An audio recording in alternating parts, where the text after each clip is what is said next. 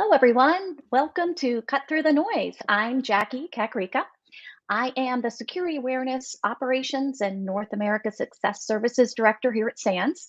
My job is to work with global clients and help them navigate the challenges of implementing and maturing their security awareness programs. With me today is Lance Spitzner. He is the SANS Security Awareness Director of Research and Community. He shares his research with the community, builds training curricula, security awareness content. It's likely that many of you have actually been part of one of his classes. So they're fantastic, by the way.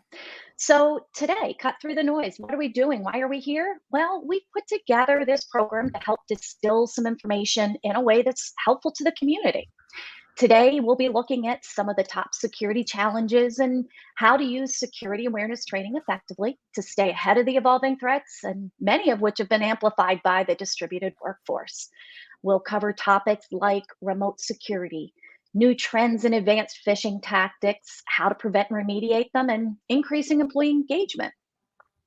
So some of you may have participated in a poll we did last week on LinkedIn, and it was asking, what is your number one security awareness challenge that is top of mind as we head into 2022? So as you see here, you're going to see that securing remote environments was the highest response. And then phishing, vishing, smishing, along with some engaging the remote employees, and followed up by data handling and compliance. So based on that poll, our audience said their number one security awareness challenges, top of mind as we enter 22 work, is securing remote environments. So Lance, talk to me about this a little bit here. As we enter this year and facing another year of challenges due to remote work, what do you think that people can do to ensure that security awareness training is going to help solve for this? All right. Hey, first of all, folks, if you've never been to a live stream event, it's a little different than webcasts. Hopefully a lot more fun. The whole idea behind this is, for one, we're not going to bore you for the next hour. We want to keep this short in about 30 minutes. Two, no slides. We're all tired about death by PowerPoint. This is going to be more interactive between Jackie and myself, but also you. As you've seen, you can post questions and comments. I'm going to be watching them. Jackie's going to be watching them. We've got a couple people on the sidelines watching and helping. So ask your questions, share your tips and lessons learned. And throughout this, hopefully we'll get a chance to share some links, URLs, tips of our own. And the whole reason that Jackie and I are here together is you're going to get more of the strategic overview from me. So I work a lot with organizations all over the world on a very strategic approach to managing human risk through security awareness programs. And then Jackie works day to day helping SANS customers mature their awareness programs. So you'll get the high strategic point of view from me, but you'll get the boots on the ground viewpoint from Jackie as she's working with these organizations all over the world. So just a little bit why you have two of us and this overall format. So first and foremost, as Jackie mentioned, we did that interactive poll. And what we found interesting is securing remote environments was way at the top. Whereas things like, data handling, engaging was a little bit lower. And the reason we were a little surprised by that is we figured by 2 years later, we would have this all figured out. So let's discuss maybe why we feel there might be a problem and perhaps what we can do with the solution. And like I said, we want to keep this fun, interactive, post those questions. So first, secure remote environments. With COVID, obviously, we all know we had to scramble. Everybody's working from home. We've been doing this for a couple of years. So one of the challenges is, how can we create secure environments for people while they work at home or wherever the remote is? And the challenges is quite often it's not just them, spouses, kids, chaos. We all know this. But why do we still face this challenge 2 years later? And this is one of the reasons why.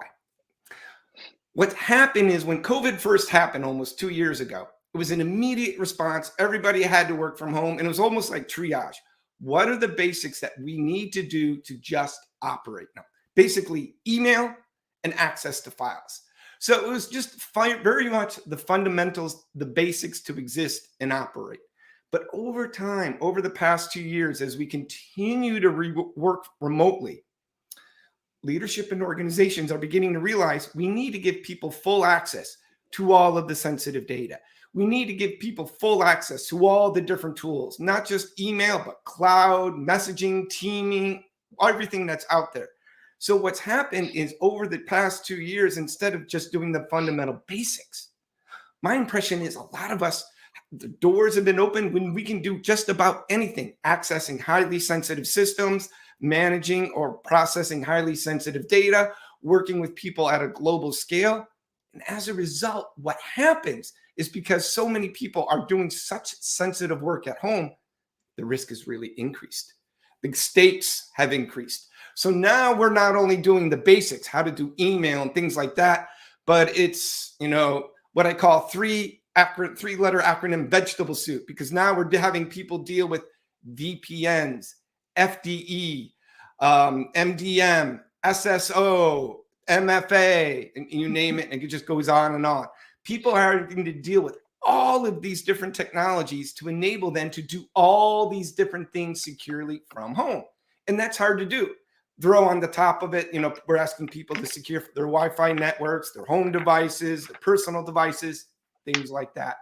So now, just like I mentioned, that was kind of the strategic point of view. But Jackie, back to you. How are you seeing actual organizations struggle with this, but also what are they doing about it? Absolutely. So you're right. It is very difficult for everybody to have that full capability to navigate that. So what I'm seeing is creation of some cheat sheets, some training materials that will help them navigate that sea of acronyms that are being thrown at them. What do these things mean? How do they navigate that in their environment? So things like checklists that'll give them some tools, links to tools, give them step-by-step instructions so that now they're able to be successful without somebody walking up to their desk and talking through it with them and helping them point and click. So that's one way. The other thing that has really been emphasized through some of my clients is we're seeing people are going to the office and back home, or they're going to a coffee shop to work, and they're doing different things like that. And as we hit the winter here, we're getting some of those frigid temperatures. So even simple things like physical security of your devices, we've talked about that. So as you go to the office, you're in there for a day. Now you go home, but you're going to stop at the gym. Don't leave that laptop in the trunk, right? Because it's going to be freezing cold. So even things around the physical security of it, keeping it safe as well as keeping it functional, that's something else that we've been navigating with some of the materials, using training modules, using homegrown checklists and cheat sheets have been really, really positive. Using distributed workforce type modules around the Internet of Things, around mobile devices, and how to be as safe as you can in locations that maybe aren't quite as safe, like that coffee shop. So, Fantastic. And let me follow on one thing what Jackie just said so you can do it. And like I said, Jackie's going to get more tactical and I'll be more strategic. And one of the key challenges we have securing remote environments is people are overwhelmed because, like I said, we're overwhelming them with key technologies, terms, hey, we're dealing with ATP, we're dealing with these targeted attacks. So people are concerned. They want to do the right thing. But far too often, we in cybersecurity overwhelm people. And the reason is we don't think we're overwhelming them. It's called curse of knowledge. It's a cognitive bias. And the whole idea behind curse of knowledge is quite often the more of an expert you are at something, actually the worse you are at communicating it. And I see this happen all the time in cybersecurity. What happens is quite often the security team is communicating to the workforce, hey, how to be secure at home. And they're doing tips and checklists and things like that. But there's like 25 steps because the security team wants them to be secure. And the security team will walk people through how to set up a VPN, how to secure their Wi-Fi network, what is FTE, how to do MFA or 2FA, whatever you want to call it. And I just want to caution you. You may think we're not overwhelming people. You may think, well, 2FA, everybody's got this figured out by now. VPNs, it's point click. How hard can it be? Full disk encryption and things like that. It's not that hard. But when we put ourselves in their world, it is actually really, really, really hard. So one of the things we're going to do to challenge you to help secure remote environments is really simplify and shorten that list of what you're going to teach people. Don't overwhelm them with a huge number of risks and behaviors for each risk. Work with your security team and go, look, what are the top 3 things we need to do to secure the workforce at home? Yeah, we know, PPNP and all these other type of funky protocols would be nice, but what are the real key fundamental things we need people to focus on? And then make sure the security team is not creating those checklists, tip sheets, or email communications. Make sure you, the security awareness officer, somebody that can craft that message so it's really, really easy for anybody in your workplace to understand it. And then just to follow up, I'm already seeing a couple of really good posts up here about different types of challenges and things like that. So Leon just brought up the idea of privacy being another issue also. The idea of people can, for example, see what's behind you. That's why I always go for that blur. Not only privacy, but it's a bit of a mess back there anyways. But I don't know, Jackie, anything else to add to that one where we're trying to focus on secure remote environments? One thing that I always encourage my clients to do is involve somebody in their marketing communications type team if they have a resource, because that's going to put that checklist, put that, information in terminology that's much more relevant and readable to the standard user. So. And Jackie brings up a great point. And by the way, I'm not ignoring you folks when I look that way. That's my other monitor pulling up some goodies for you. Is the idea that the remarketing can make such good communicators and they can simplify is that is their job. They do that for a living. But B, once again, curse of knowledge. Quite often your marketing people are not cybersecurity experts. So when the security team gives the marketing team, hey, here's the tip sheet or the checklist for how to enable 2FA. We need you to push this out. And the marketing team goes, well, this is a little confusing. What do you mean by this or that? That's your litmus test. If the marketing team, if the communications team can't easily understand it, then your workforce won't understand it. So really, when it comes to securing remote environments, one of the most effective ways you can do it is make it simple. As few risks as possible, as a few behaviors as possible. And when it comes to communicating it, have an expert communicate it so it comes off as simple as possible. And Jackie nailed it. Build that partnership with marketing or comms. We're not asking you to be a communications expert. If you are, great. But if not, partner with one. Absolutely. So thanks, Lance. That's great. So next concern, phishing, vishing, smishing, all of that, right? There's so many terminologies, so many ways that we're getting this coming at us. So how can we keep everybody safe? How can we keep them updated on this? What are we seeing as the new tactics and threats emerging at this time? All right. So what are we seeing? Well, notice, first of all, we didn't just call this phishing. We called it vishing and smishing. And we're doing this for a reason. And one of the big ones is people think threats. And when it comes to phishing, it's all about email and it's all about just links or attachments, because that is big, that is common. But we've seen a real big uptick in also voice-based. And that's what vishing is, just basically voice phishing. And then smishing, basically text-based or SMS phishing. And sometimes, to be honest, when I'm actually training my workforce on these different risks, I sometimes try to avoid using these terms because sometimes I feel like we're overwhelming them with terms. So first and foremost, we need for people to understand that the only attack vector is not phishing. Now, it's common, but things like vishing and smishing, big uptick. Why? It works. Why is voice-based so common? I mean, that's a lot more work having to call people. or you can automate the calls. But there's no filters on phones. So much easier to reach people, much easier to convey emotion over that phone. Smishing, text-based, very easy to trick people because there's very little context. So when you get an email, you can start, well, who's the from, who's the to person? There's a lot of text there. It's easier to spot mistakes. But when it comes to something like smishing, you have very little context, one little liner. I bet a bunch of you have received all different types of text messages. Adele points out, don't forget twisting. Adele, I've never even heard of twisting. So do me a favor in comments, Adele, post what you mean by twisting. And that's what one concern about our field. You know, whoa, have you talked about fishing and spear fishing and whaling? And so what do we do about this? Vishing, smishing, phishing, things like this. Don't focus on all the different attack methods.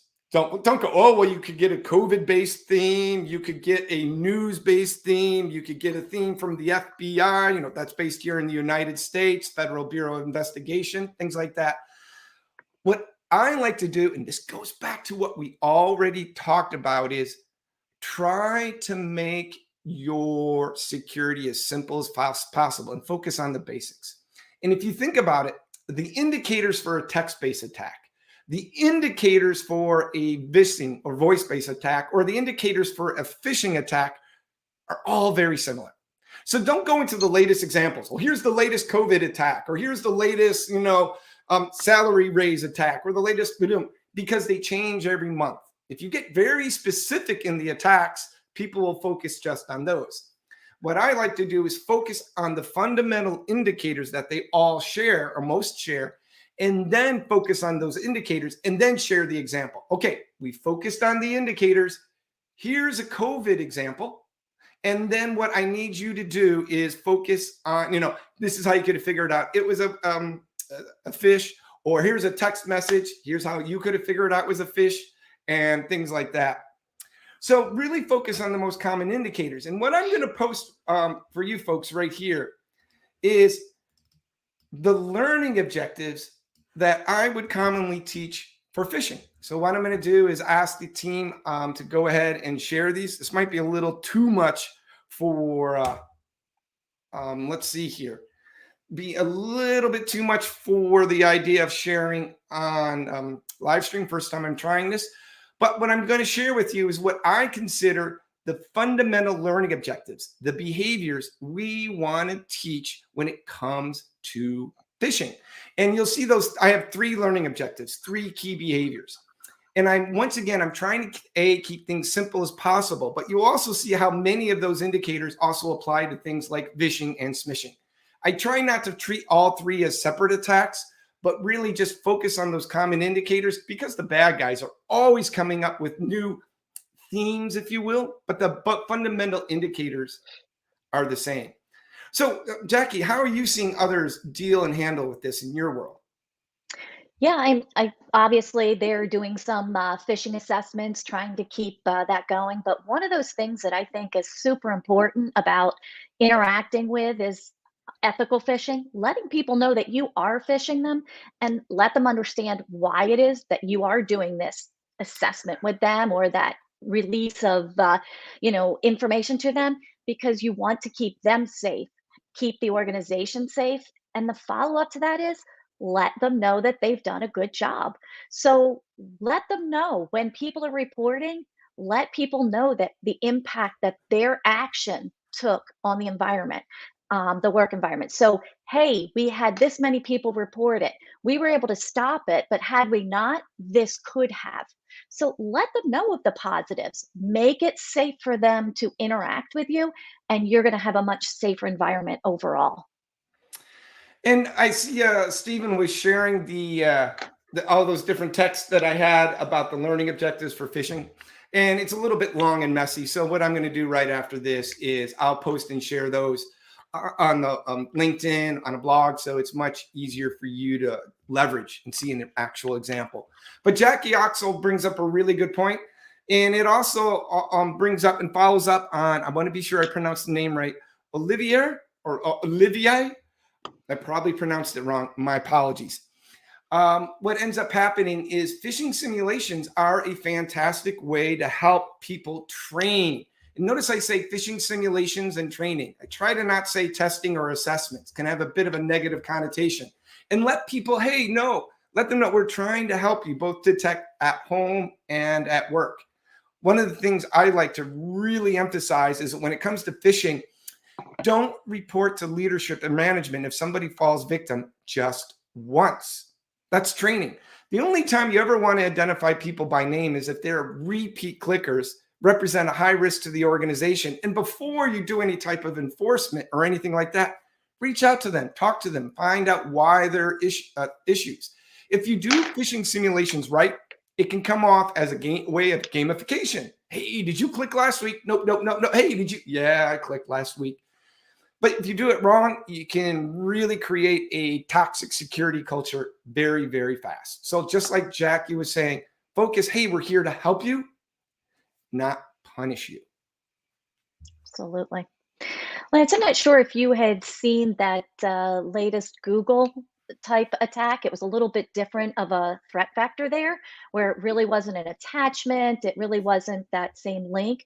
Had you seen the article on that? So these type of attacks have been happening for years. This is nothing new. What ends up happening is the idea cyber attackers are always trying to create some type of trusted communication. So whenever possible, they'll use Google Documents or things like that, or use the Google platform, the Amazon platform, and things like that.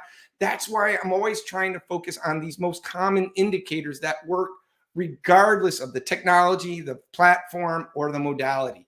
And it's these indicators like sense of urgency, curiosity, too good to be true, things like that. And like I said, I tried to share it on live stream. Didn't come quite as clean as I wanted, so we'll share it with you folks afterwards. Perfect. Thanks for sharing that, Lance. So another concern of the group, the community, is that data handling, that compliance piece, right?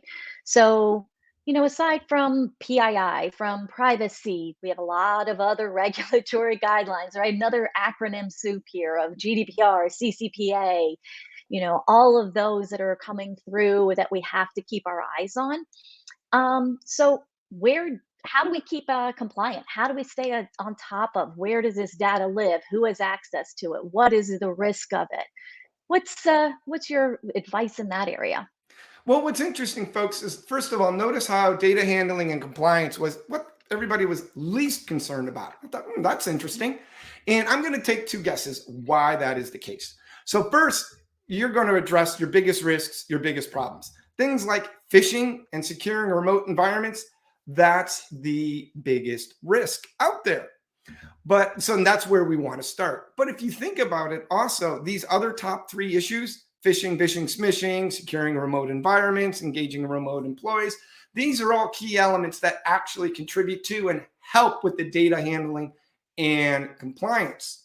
So what ends up happening with data handling compliance is by focusing on these issues, and the other big one I would add is passwords. You go a long way to helping ensure you're compliant. But Jackie, if you can, I'd like to back up and just real quick talk about engaging remote employees, because that's the third one. It was pretty tied Sure. with phishing, and smishing. Yeah. So, That's near and dear to my heart there, Lance. So go ahead. yep, absolutely. So, oh my gosh, how do we remotely engage? So, what I'm seeing at a very broad level is focus on how people personally benefit. So what happens is we're all working at home. We're all massively distracted. We have spouses. We're trying to deal with kids going to school, kids learning from home. Activities are changing on a day-to-day basis. Is it virtual? Is it in person? Is it canceled? Trying to go to the doctors can be a challenge. So everybody's really, really overwhelmed. So getting people's attention can be hard. So when you start talking about things like MFA and phishing and passwords, what ends up happening is people can quickly tune you out. So what we're seeing work really well is that people focus on personal benefit. So when you're talking about things like phishing, like updating, like passwords, like even VPNs, focus on how people personally benefit. They're far more likely to engage, far more likely to listen, because you're explaining what's in it for them. And the beautiful thing is the learning objectives, the behaviors you're teaching on phishing, on passwords, on updating are the exact same behaviors both at work and at home because it's the same technologies and the same risks. So people are far more likely to engage anytime you can twist it. So think about it. Announce to everybody in your workforce next week, you're going to host a lunch and learn or an event about how to secure your home environment. And that'll be things like updating and passwords and phishing. And see how many people register. And the following month, announce to your workforce, hey, folks, we're going to host a webcast event on data compliance or data classification. Oh, yeah. Then see how many sign up. So by focusing on personal benefit, people are far more likely to engage. And then what Jackie can share you too is the how you engage is going to be far more effective. Right. Because what happens is if you do a one-day dialogue, people will tune you out. An example of a one-way dialogue would be things like blogging or webcasts. The more interactive you can make something like we're doing right here, or, a Slack channel where we're answering people's questions, how to secure their mobile devices, online forum, the more likely to engage. So you want to leverage these technologies. That's not a one-way monologue, but a two-way dialogue. So Jackie, what are you seeing people doing on the engagement side? So doing a lot of different things. So as you said, Lance, right? Make it personal, right? Make it relevant. So things like we're creating short curricula that we're putting out that are, hey, here's about peripherals or about like what you said about your Wi-Fi, and then extending out that concept into applying to their home world as well as their work world. So making it apply when as Lance said, does something for me, I'm going to internalize it and I'm going to remember it, and I'm likely to act upon it a little bit more frequently than if it's off to the side and just a little checkbox that I have to do. So things like, oh, we can do, let's see, we've done things from security shares. This is one that I think is really, really fun. One of my clients, I got this from one of my clients, that what they do is they have all of these Zoom meetings, right? So we're doing these things face to face, so to speak, like we are right here.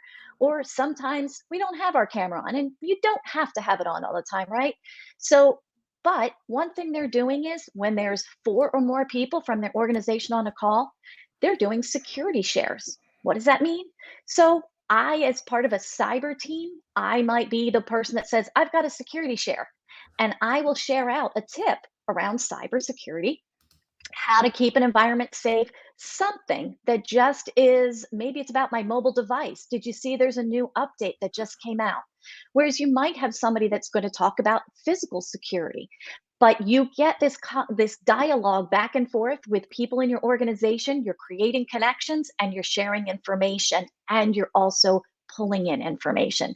So that was one of those that I thought was just absolutely amazing. And I've had a lot of other clients that have, I've shared that with, that they're like, I love this.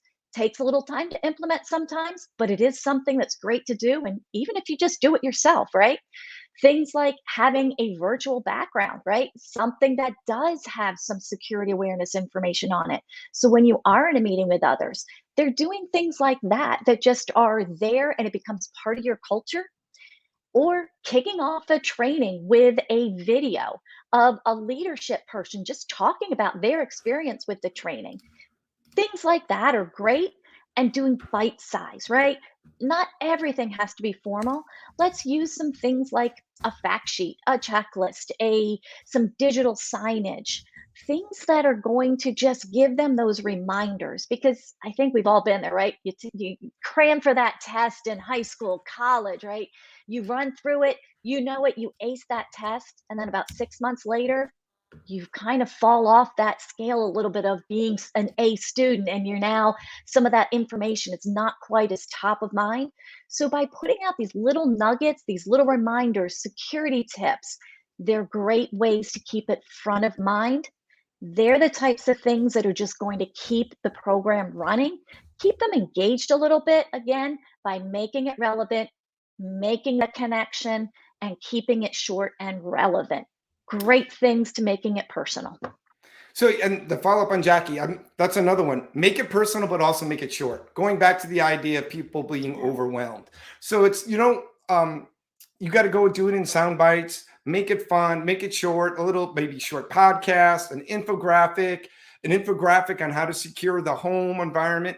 And what I've done is I just shared 2 links that you'll see posting. And both of them are just ideas on how you can be interactive, fun, and engage. The first is it's a webcast. It's not a webcast. It's a talk from last year's summit by Nika on how to build your own scavenger hunt, an interactive event that helps reinforce those key behaviors. It was one of the top talks from the summit, and I just posted that. But also fun ways to engage, create short, silly little videos. I posted a link to Jill Barkley's video. It was one of the top award-winning videos. It cost her $50 to make this video in her office using her daughter's toys as props for the video. It's a riot. It's only a minute long, but it really reinforces some key points. So the key idea to really engaging people is keep the topics short. Keep that list of things you want to teach them short. Focus on the highest risks. Don't know? Talk to your security team. Or don't know? Start with passwords and phishing. Quite often the common most 2 that I see. But then, like Jackie was saying, keep it personal and keep it short. Not one big monolithic training, but lots of fun little stuff, different tidbits.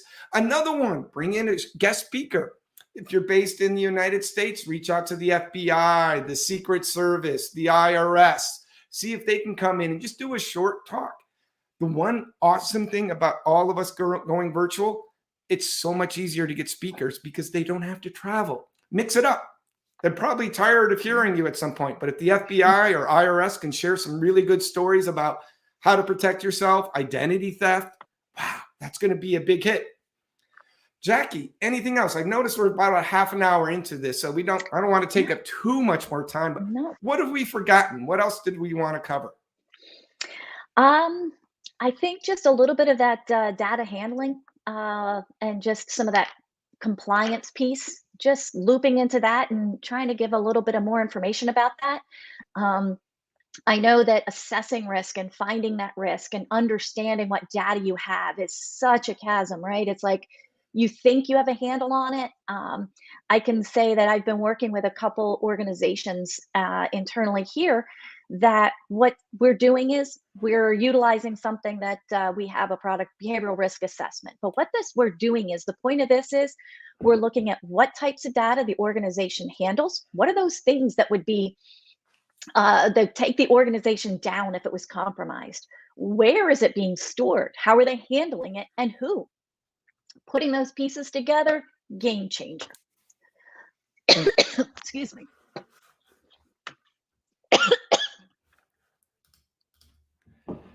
My secret, always have tea with me while speaking.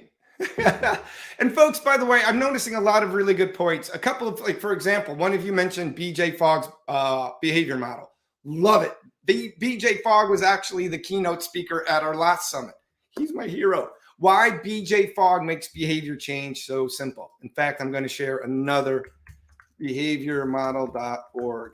If we could share that link with folks, that would be awesome. And I'm noticing a couple other comments also, folks, how you're gamifying the phishing program. Gamifying phishing is just another way to remotely engage. If you do things like phishing right, your workforce thinks you're looking out for them. You're building that positive security culture, more likely to engage, more likely to change behavior. And folks, keep sharing. That is so key. And just wrapping up, as Jackie was mentioning, compliance can be a big challenge. Also, quite often, one of the biggest challenges is just figuring out what data do we need to be compliant with and where is that data? So if you in awareness don't even know, well, what compliance standards do we even need to comply with? That's the first place to start. Talk to your GRC, governance, risk, and compliance team, compliance, audit, legal, who's ever in charge of that. Find out, hey, what do we need to be compliant with? And start there. Jackie, anything else?